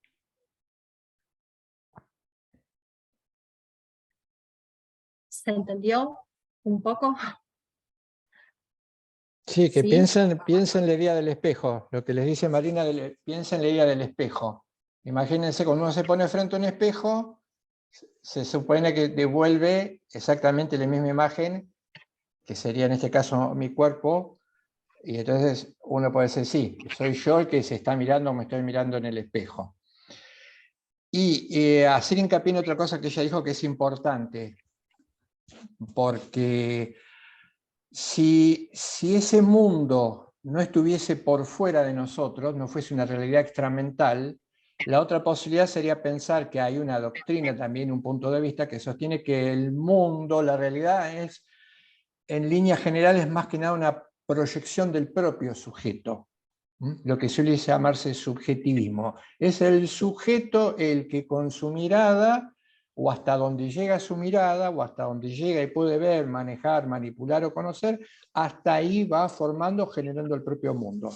La postura realista dice, no, hay un mundo por fuera de la realidad extramental del sujeto. Esto implica que lo podemos conocer, que se puede conocer, y que ese conocimiento puede ser falso o puede ser verdadero. ¿Cuándo debería ser cuando es verdadero? Cuando se adecúa lo que nosotros... acuérdense lo que yo les creo que conté en una clase anterior. Cuando nosotros percibimos la realidad, inmediatamente nos formamos una imagen mental. Ahí entran en juego los conceptos. Yo me formo un concepto que, por supuesto, recuerden, usamos las palabras y con eso intento elaborar como una especie de imagen, de definición en mi cabeza de los que estoy conociendo. Fíjense, me acuerdo creo que fue la imagen que usamos ayer cuando hablamos de dualismo y monismo, ¿no? Que había un dibujito del árbol, que no sé si lo hiciste vos o ya venía impreso. Sí, muy bonito el árbol. Entonces, fíjense en el árbol. Yo veo el árbol. Me tengo que formar una imagen mental porque estoy conociendo al árbol. Esa imagen mental, ese concepto es en palabras. ¿Qué estoy viendo? Algo alto, rugoso, color marrón, verde. Estoy expresando en palabras lo que yo recibo a partir de esa imagen. Si esa misma imagen se la forma, si por ejemplo le pongo un árbol a Mariano, a Julieta, a Agustina, a Blanca, ellos también tendrían que tener la misma capacidad de ver lo que yo veo y expresar en conceptos con palabras esa idea de árbol. Entonces Julieta diría, sí, yo veo también algo rugoso, alto, marrón, verde, tronco, el follaje, Y esto explicaría que nos estamos refiriendo de manera verdadera a ese árbol, porque todos coincidimos, en más o en menos, alguno verá algún detalle más, otro gran detalle menos, en lo que significa árbol. Entonces tengamos en cuenta esto para poder entender el reduccionismo, porque el reduccionismo va a ser un inconveniente al momento de conocer. Yo quiero conocer y quiero saber si lo que conozco es real, existe, y los juicios que emita sobre eso que conozco sean verdaderos. Hay una corriente, así como hay un realismo, también hay una corriente, no vamos a meternos, porque no queremos que esto se convierta en algo muy abstruso, también hay una corriente que se llama antirrealismo, que niega esta posibilidad. La teoría dominante y casi todavía vigente en el mundo ha sido la del realismo. Realismo fue el realismo socrático, el realismo platónico, el realismo aristotélico, toda la corriente del medioevo, y el concepto de verdad como adecuación o correspondencia. Hay otros conceptos como dato anecdótico, hay otra posibilidad de entender la verdad, que sería como una especie de construcción, y hay teorías escépticas que dicen no se puede afirmar, no se puede decir si un conocimiento es falso o verdadero, por eso hay que abstenerse de juzgar, hay que abstenerse de la duda, etc. Eso sería otra cosa, y no son las posturas mayoritarias ni es lo que estamos tratando de contarle nosotros. Entonces, si se ve esto, ahora van a entender bien, es la puerta de entrada para ver qué pasa con el reduccionismo. Exacto, como preguntaba recién en el chat y después comentó Carlos, que creo que ya está contestada la pregunta que preguntaban ustedes, cuando la reflexión es correcta, entonces es cuando hay una correspondencia entre... No se te escucha nada. Profesora. Hola, hola. ¿Ahora? Sí, ahora repetirlo, volvé de nuevo que se te había cortado. Perfecto, entonces eso, la reflexión correcta es cuando hay una correspondencia entre quien observa y lo observado. Ahora, cuando hay un desajuste entre estas dos cosas, ahí se produce un reduccionismo. El concepto de reduccionismo es justamente esto, ¿no? Es ver una parte de la realidad, pero ontologizada. ¿Qué significa esto? Yo veo una parte de la realidad creyendo que es el todo, que es todo lo que hay.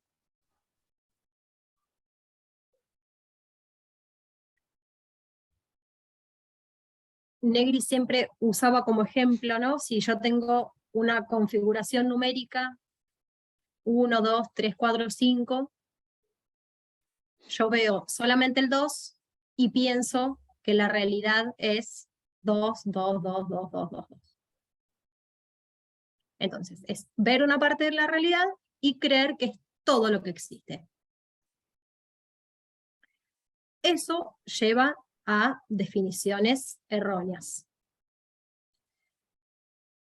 ¿Por qué ocurre el reduccionismo? ¿Por qué vemos solamente una parte de la realidad? Esto se da por la condición situada del hombre, del ser personal. Todos nosotros somos seres situados. Tenemos una situación tópica del lugar, una situación histórica. Nacimos en el mismo siglo, no es lo mismo una mujer del siglo XV que una mujer del siglo XXI. Todos tenemos distintas culturas, y también nos condiciona, estamos condicionados a nivel personal, ¿sí? Nacemos en una familia determinada, con determinados principios, con determinadas costumbres. Todo esto interfiere en nuestra libertad. Todas estas situaciones que confluyen en una misma persona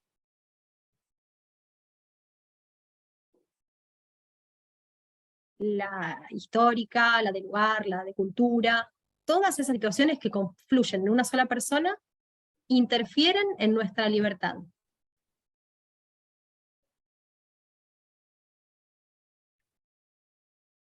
Esta libertad está mezclada con la facticidad, ¿no? Que es esta situación, que a la vez tiene que realizarse con los otros, que también están dentro de esta facticidad.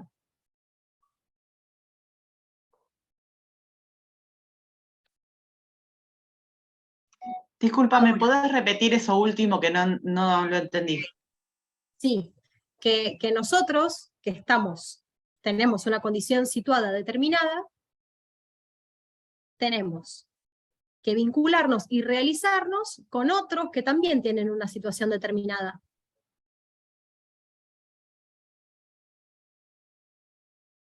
Esto es importante, y no lo tenemos que perder de vista nunca. Porque esta facticidad interfiere en mi libertad, me limita, pero no me impide actuar libremente.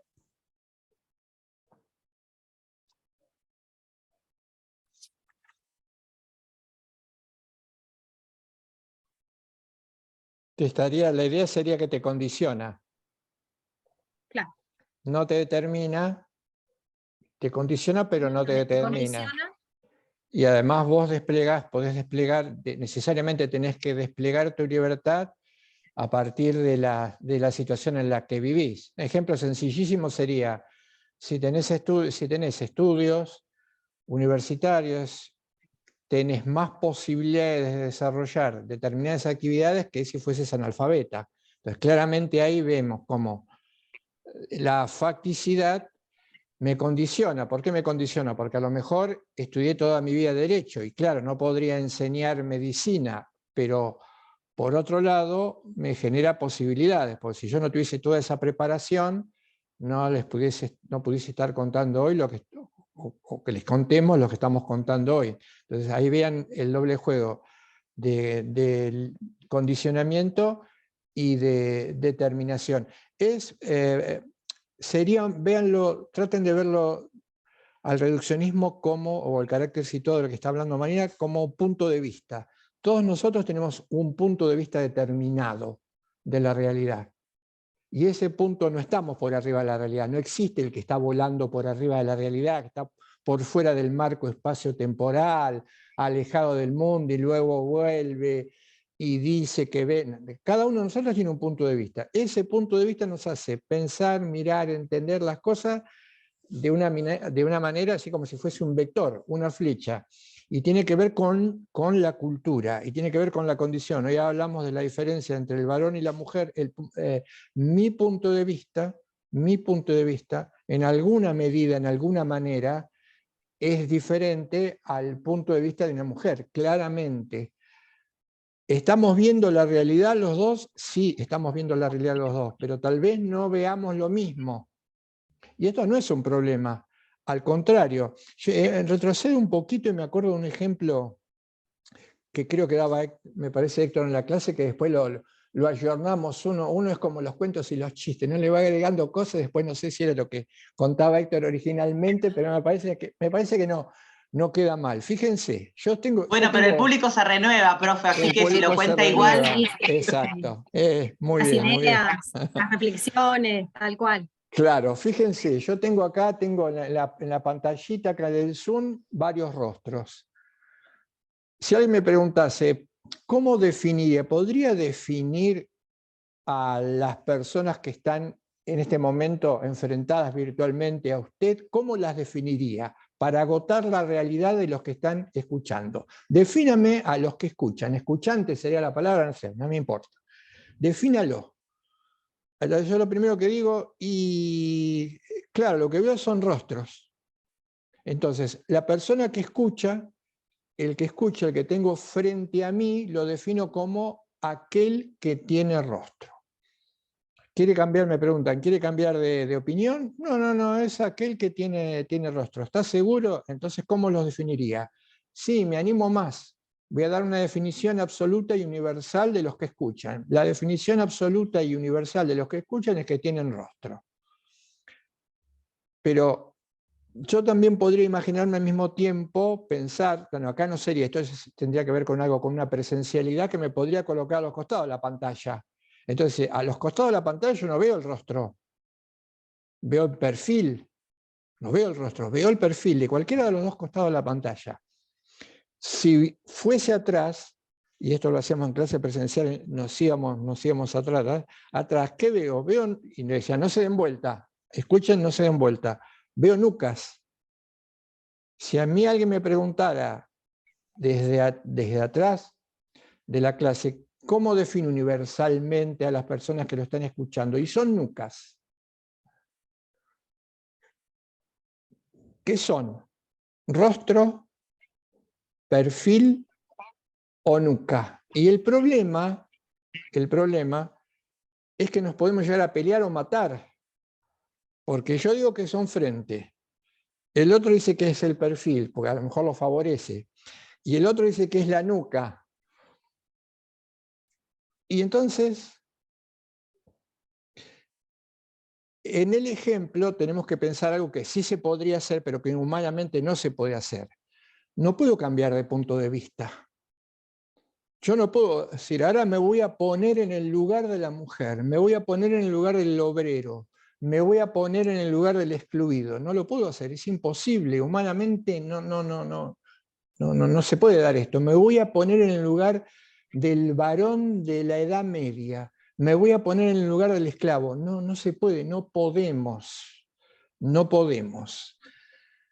Y ahí está la raíz del reduccionismo. Acá está la raíz del reduccionismo, porque yo estoy viendo solamente un aspecto, una dimensión de la realidad. Por mi punto de vista me hace ver esto y no otro.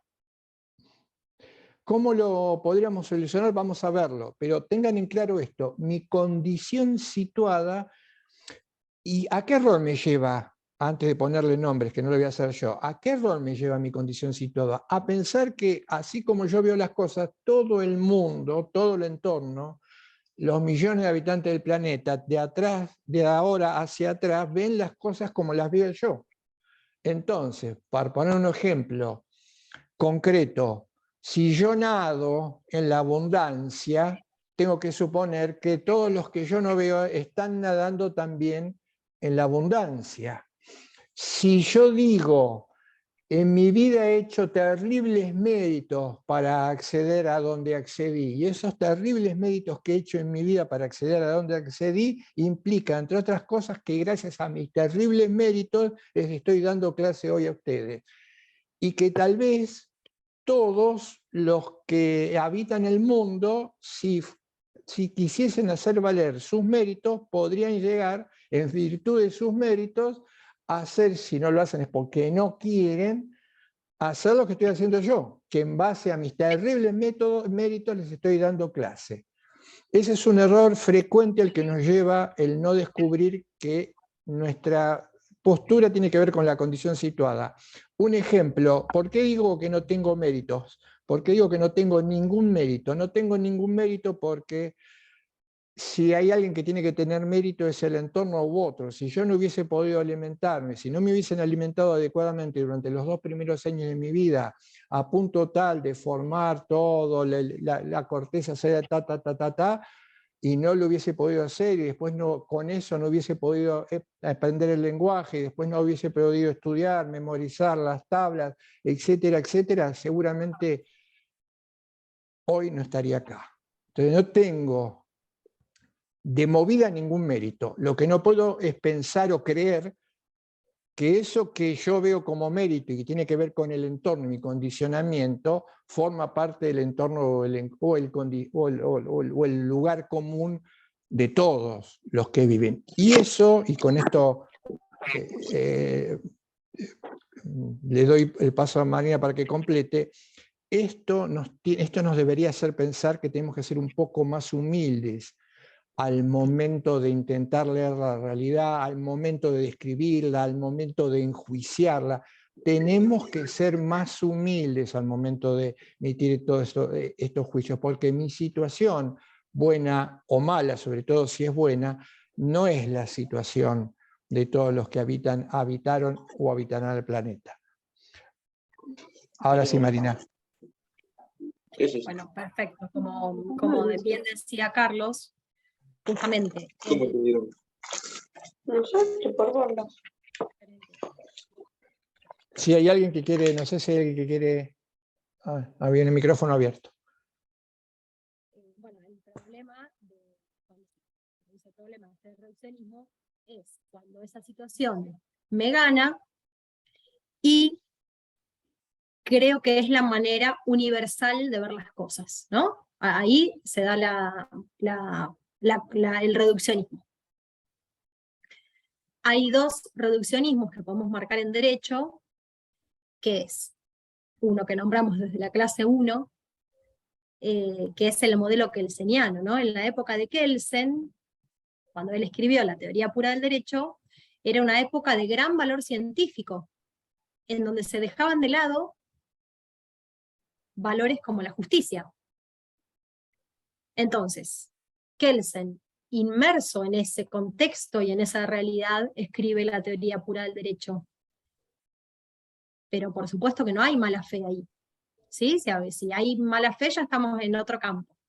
Pero esto es un reduccionismo. Ver al derecho como norma jurídica es un reduccionismo, que estaba en un contexto determinado. Otro reduccionismo que vemos en derecho es ver al abogado únicamente en su rol de litigante. ¿Sí? Todas las películas, las series, todo es siempre el abogado en su rol de litigante, pero no, eso también es un reduccionismo. Hay muchísimas otras posiciones que puede tener un abogado, que no es esa. Profe, ¿te hago una consulta? Perdón. Y Facundo, sí. Sí, con respecto a la época, cuando hablas de Kelsen y a la época donde tenía un gran auge el valor científico, cuando decís que conceptos como la justicia son dejados de lado, es como que no lo termino de comprender, porque por lo que tengo entendido yo, sin mucho marco teórico obviamente, es que contemporáneo a Kelsen, por ejemplo, tiene un gran auge y un naturalismo axiológico. De hecho, está el caso del Muro de los Guardianes, en la discusión Kelsen-Radbruch.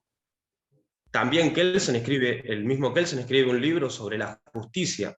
O sea, si bien Kelsen quiere realizar un gran aporte al campo científico, creando la teoría pura del derecho, me parece que también en esa misma época se hace hincapié en lo que es la justicia y los valores o términos éticos. Sí, si me permitís,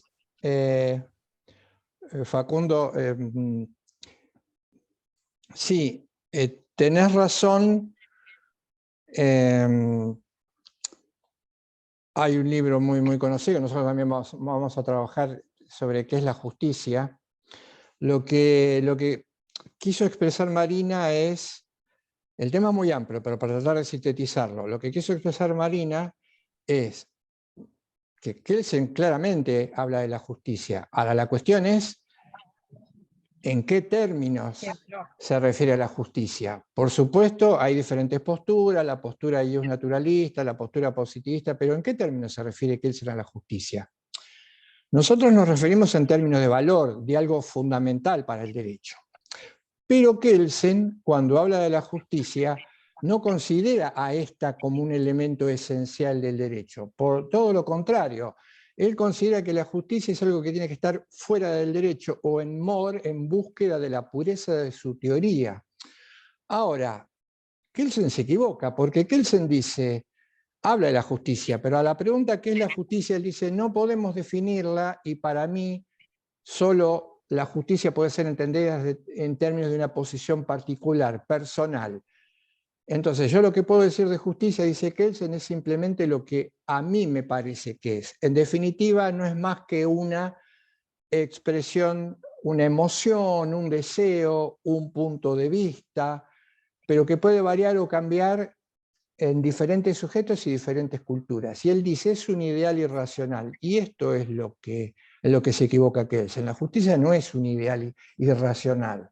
La justicia es una exigencia que necesariamente tiene que formar parte del derecho, si no, no podríamos hablar del derecho, y que apunta a un optimismo respecto de las posibilidades del ser humano. Kelsen era muy pesimista respecto de las posibilidades del ser humano. Él decía, la capacidad de razón en el ser humano no es más que una razón instrumental, simplemente medios para conseguir algún fin y algún objetivo. Entonces él decía, lo decía la ciencia de su época, lo decía la modernidad, por eso marcamos, un pensador está situado en unas coordenadas de espacio y tiempo, y muchas veces es hijo de su época, como no podía ser de otra manera. Kelsen era claramente un hijo de su época, un hijo de la edad moderna, y allí en la edad moderna la ciencia era la que se había arrogado todas las fichas para explicar y para conocer. Por lo tanto, la ciencia moderna decía, solo es científico lo racional, y lo racional es aquello que se puede comprobar o verificar empíricamente hablando. Kelsen, hijo de su época, como quería ser ciencia del derecho y quería ser racional, decía, entonces, yo soy un científico del derecho y soy racional, por lo tanto, solo se puede hablar de derecho en términos de aquello que se puede ver, tocar, medir o verificar. ¿Y qué era lo que podía verificar Kelsen en esa época, como le hacían los positivistas? Hechos. Y los hechos terminaban siendo exclusivamente y graficado una reunión de personas que discutían y luego sacaban como resultado final un papel, un texto, y esto era la ley. Dice que en términos kelsenianos, esto es lo que yo puedo ver, verificar, tocar, abrazar respecto al derecho. Por lo tanto, esto es derecho y no otra cosa. Nosotros consideramos que el ser humano tiene una enorme capacidad racional y una enorme capacidad para ejercitar la razón, no solamente en el terreno de la descripción, de la ciencia física o dura, sino en el terreno de los valores, en la dimensión práctica. Y cerrando la idea, la vamos a ampliar. La pregunta sería, con la razón instrumental y el derecho, o el derecho y la razón instrumental, ¿cómo juegan en Kelsen? Kelsen dice, el derecho es una técnica de control social, es un medio. Fíjate, la razón instrumental en los modernos solo juega como medio. Mi capacidad como ser humano es buscar un objetivo cualquiera sea y ver cuál es el medio más idóneo para llegar a esto. Quiero ir a Buenos Aires. ¿Tiene algún sentido ir a Buenos Aires? No importa, no se discute. Quiero llegar y llegar rápido y bien. Entonces, ¿qué medios uso? Caminando no llego nunca. En bicicleta llego dentro de 2 meses. En tren llego en 1 hora. Elijo el medio, que es el tren, y ahí convierto mi decisión y mi elección en eficiente, porque claro, comparado a los que van caminando o comparado a los que van en bicicleta, yo me puedo pasar todo un día esperando que lleguen. Diría Kelsen, ahí hemos sido racionales. ¿Por qué? Porque hemos obtenido el objetivo buscado con una economía de medios. Ahora, cuando se le formulaba la pregunta a Kelsen, si el derecho es un medio, una técnica de control social, ¿cuáles son las finalidades que la sociedad tiene que proponerse para que esto funcione como medio? Y ahí Kelsen respondía, y es un grave peligro, gravísimo peligro para el derecho, Kelsen decía, y ahí ya no podemos decidir racionalmente. No estamos en condiciones de fijarnos objetivos, cualquiera sea el objetivo. Lo que no dicen, lo que no dice la película, y obviamente Kelsen no podía decirlo porque no era consciente de su propia situación, como nos pasa en la mayoría de los casos a todos los seres humanos, que alguien tenía que decidir. Alguien decidía, porque la ley y los objetivos salían. ¿Y quién decidía? Y acá queda abierta la puerta para los que en ese momento decidían y podían seguir decidiendo hoy si la razón no jugar y jugar a la voluntad, que es el que detentaba el poder político. Entonces, el que detentaba el poder político puede poner como finalidad cualquiera si tiene el poder. No la podemos discutir. No me vengan a plantear que tengo que discutir, si, no. ¿Cuántos elegimos? 20. 20 deciden un gobierno de mano dura. Para poner un ejemplo inventado, vamos a jugar con hipótesis. 20 y 2 dicen que no. Y esos dos dicen, no, discutamos racionalmente, el poder es otra cosa. El poder no es voluntad de dominio, nosotros vamos a dominar y los otros tienen que obedecer. Esos dos dicen, inventemos. No, racional sería el mandar obedeciendo. El mandar obedeciendo implicaría que el poder no es una cuestión de dominio, sino simplemente de un servicio respecto de a quien eligen, cumpliendo aquello por que les marcó quienes los elige. Entonces, no se puede discutir esto racionalmente. Vamos a votarlo. 20 a favor de la voluntad del poder como dominio, 2 a favor del otro. Ahí claramente vemos cómo la justicia se termina convirtiendo en el afán de los poderosos. Eso es lo que queremos marcar. ¿Quién era el número? Facundo, eso es lo que queremos marcar. Claramente no decimos que Kelsen no habló de la justicia. Sí, claramente, como decía Marina, marcamos que la idea de justicia que él está intentando desenvolver queda como un gusto. Sería parecido a un gusto. Kelsen decía que eso sería como que a alguien le guste la frutilla y a otro le guste la banana. Los clásicos decían, y esto sí es cierto, pero esto era lo que quería decir Kelsen. Los clásicos decían, sobre gustos no se disputa. Y es cierto, sobre gustos no se disputa, porque racionalmente yo no puedo determinar que a vos te tendría que gustar la frutilla y a vos te gustan las nueces. No podemos discutir sobre gusto. La justicia no es un gusto. La justicia es un ideal valorativo al que racionalmente podemos llegar.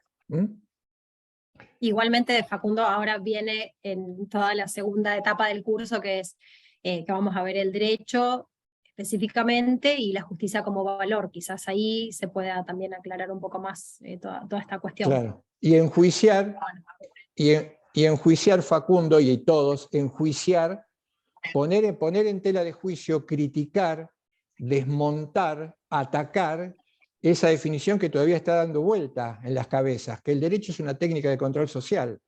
Hay que ejercer una crítica, hay que pensar y repensar esta noción instalada en esa época, instalada entre otros autores por Kelsen, que no resiste el juicio crítico, porque aunque no resista el juicio crítico, seguimos teniendo un problema. Como paradigma todavía sigue dando vuelta alrededor de las conciencias de los seres que habitamos este planeta. Y ese es otro problema, ligado al reduccionismo. Ahora, volviendo al tema del reduccionismo, dos cositas más decimos y ya terminamos, que los dos derivados empíricos, digamos, del reduccionismo son, por un lado, está el absolutismo o el dogmatismo, cuyo correlato empírico es el fanatismo, ¿sí? Que es creer que esa realidad que yo veo es la única que hay, y al fanático le molesta que haya otras personas que vean de distinta manera, ¿no? Eso es el fanatismo, lo cual ha traído a lo largo de la historia muchísimas luchas políticas, religiosas y demás. Y el otro derivado del reduccionismo es el escepticismo, que es en realidad el relativismo, cuyo correlato empírico es el escepticismo. Y es creer que hay tantas verdades como personas, ¿no? ¿Qué es esto? Pensar, bueno, como cada uno ve la realidad de determinada manera, todas son verdades. ¿Qué pasa con esto? Es un gran problema también, porque en este campo se igualan la verdad y el error, ¿sí? Y ya nadie busca una verdad más grande, porque todos creen que todos tenemos razón, ¿sí? Cada cosa es según el cristal con que se mire. Y el pensar que todos tenemos razón tampoco está bien, porque nos impide buscar una verdad más grande. Y una manera de solucionar este problema del reduccionismo, este problema del conocimiento, es a través del diálogo. Cada uno aporta su verdad, y así llegamos a configurar una verdad más grande. ¿Sí? Yo aporto el 1, otro de ustedes aporta el 2, otro el 3, otro el 4 y otro el 5, y así podemos ver la realidad, digamos. Acá vemos de nuevo cómo el encuentro con el otro vuelve a ser un punto central de la existencia. Sumamos frente, perfil y nuca. Y tenemos una imagen más cercana a lo que puede ser la realidad de alguien que nos está escuchando. Esa es la cuestión, el integrar las diferentes perspectivas a partir del diálogo. Porque podemos imaginar otras perspectivas, podemos desconocerlas. Si las desconozco, como bien dijimos recién, que genere más información para mí. Y si intuyo que las hay, pero no las conozco, conocerlas. Volvemos a esto. Cuanto más información tenga una persona, un colectivo, lo que fuese, cuanto más información tenga, y estamos hablando de lo que puede aportar su punto de vista con el punto de vista que otros aporten, más posibilidades vamos a tener de decidir adecuadamente. Cuanto menos información tengamos y más nos cerremos a nuestro punto de vista y no nos demos cuenta que estamos nada más que metidos en nuestro punto de vista, más posibilidades de errar y tomar decisiones equivocadas.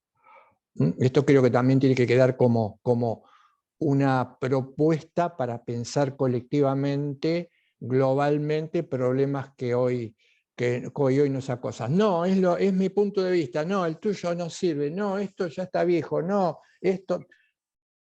No, seguimos tomando decisiones equivocadamente. Tenemos que integrar para poder llegar, además para cambiar el punto de vista.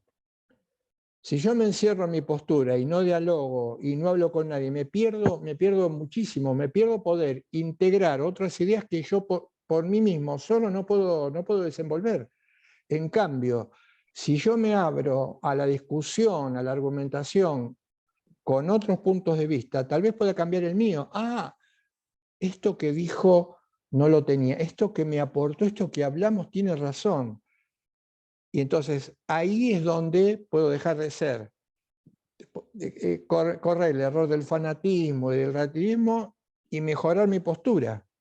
Fíjense qué importante modificar nuestro punto de vista, nos cuesta mucho, ¿eh?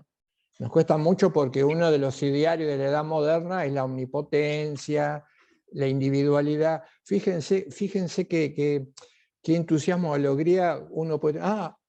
No, entonces claro, no, esto no era. Uno se tiene que alegrar cuando uno descubre que lo que pensó durante un tiempo no lo piensa más, avanza, crece en su lectura y esa consecuencia del otro que está ofreciendo sus posibilidades. Entonces crecemos, conocemos mejor. Si no, estamos instalados toda la vida en un crecimiento que no es tal crecimiento, es un empobrecimiento, y suponer que lo que uno dice no se puede decir de otra manera. Y eso nos pasa en todos los ámbitos. ¿Cerramos entonces? Sí, vayan tranquilos. Gracias por su participación. Gracias por su participación, las preguntas, y nos ayudan mucho a los dos a llevar adelante la clase. Y fíjense que también nosotros nos ayudamos. Por ahí hay algo que no lo pienso bien, por ahí lo repienso, por ahí le doy el paso a ella que tiene más sensibilidad en alguna dimensión y volvemos. Es una manera de construir conocimiento y diálogo como corresponde. Gracias entonces. Chau, chicos. Buenas noches. Mañana. Saludos. Buenas noches para todos. Gracias, hasta luego. Chau.